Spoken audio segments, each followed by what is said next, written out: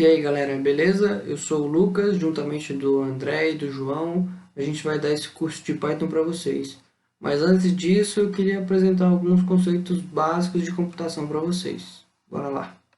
Eu vou abordar alguns tópicos na aula de hoje. O primeiro deles é a diferença entre softwares e linguagem de programação. Muita gente não sabe que existe uma diferença entre eles. O segundo tópico é a linguagem de programação em si, alguns exemplos. A terceiro tópico, a diferença entre alto e baixo nível da linguagem de programação. O que isso está relacionado com a linguagem de programação, com o que a gente faz para poder programar. E o último, o código-fonte e como ele funciona. Bora lá, a diferença entre softwares e linguagem de programação.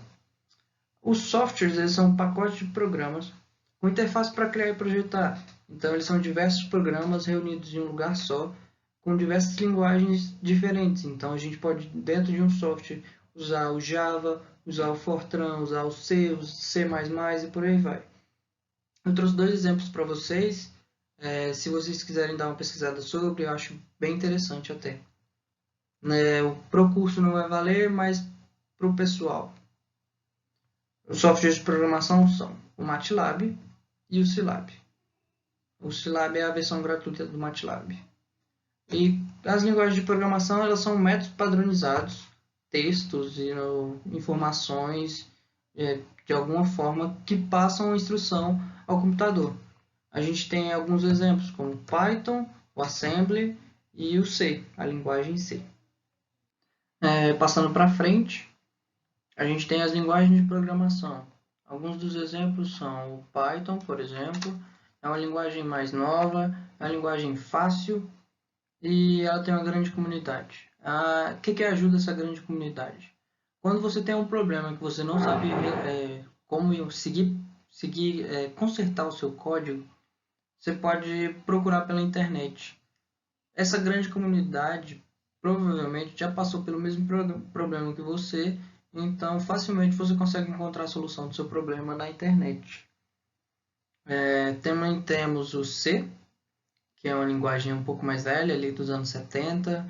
Ela tem uma dificuldade moderada e ela precisa de um pouco mais de detalhes do que o Python para fazer seu programa funcionar. Por fim, temos o Assembly. Ele é um programa uma linguagem de programação bem mais velha. Precisa de muitos detalhes da máquina, inclusive.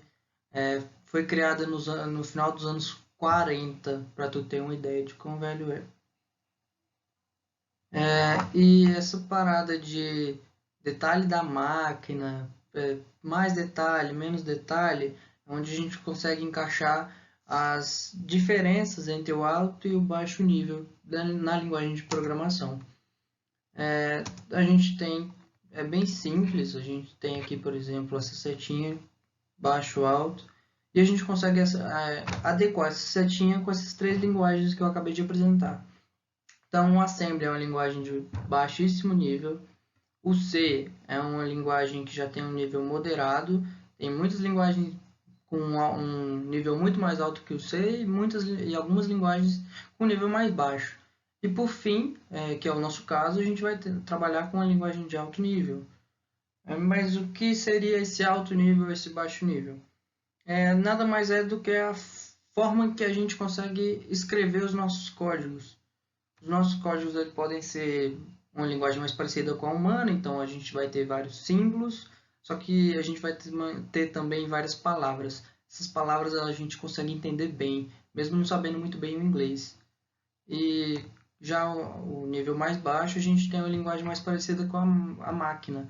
A máquina geralmente trabalha com hexadecimal ou com binário. O Assembly, por exemplo, ele já pega mais essa pegada de você saber o que o processador vai fazer, onde é que você vai colocar para armazenar tal coisa e por aí vai. Então, é uma linguagem que você precisa de muito mais conhecimento teórico da máquina que você está mexendo.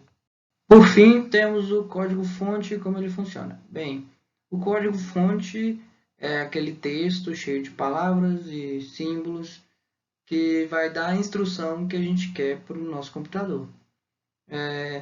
Ele funciona com várias palavras, chave, podemos dizer assim, e com alguns símbolos. Eu trouxe alguns deles para vocês.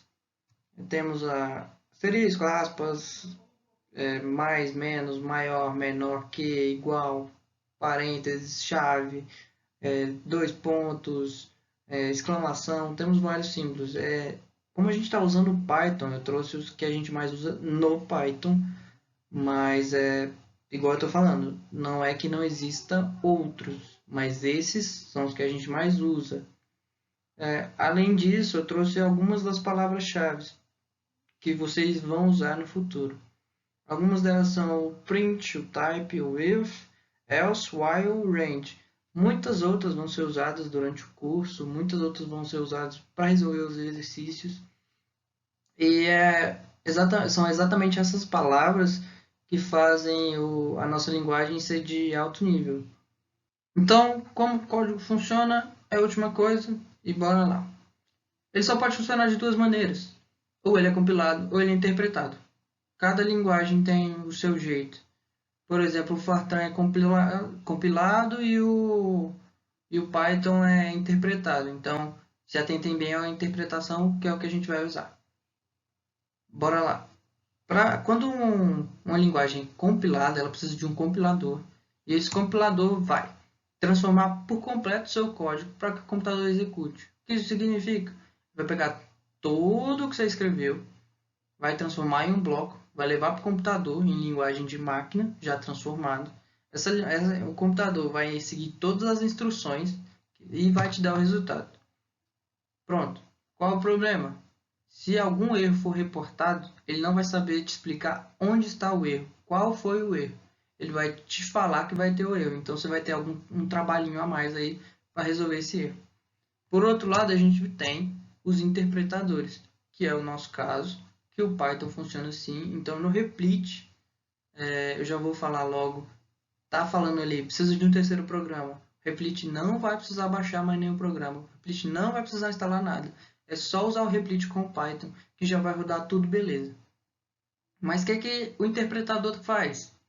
O que a linguagem que é interpretada faz? Ela é transformada de linha por linha. Então ele pega a primeira linha, transforma em linguagem de máquina, pega a segunda e assim vai até o final. Depois de transformar de linha por linha, ele leva para o computador. Seu computador vai seguir as instruções e vai te dar o resultado. Se nenhum erro for reportado, massa, beleza, segue a vida.